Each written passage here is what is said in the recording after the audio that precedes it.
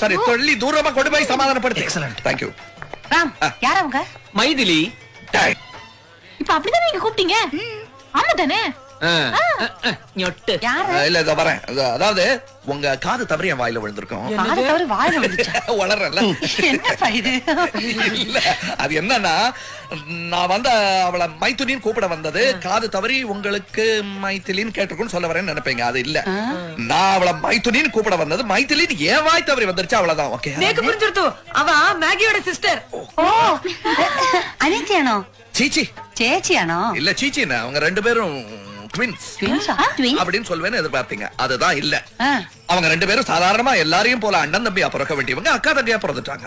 அக்கா தங்கச்சிக்கிற ஜாட வேற வேறையா இருக்கு. மாமா நான் ஒன்று சொல்லட்டுமா?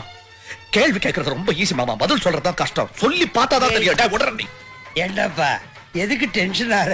எனக்கு ஒரு டென்ஷன் இல்ல.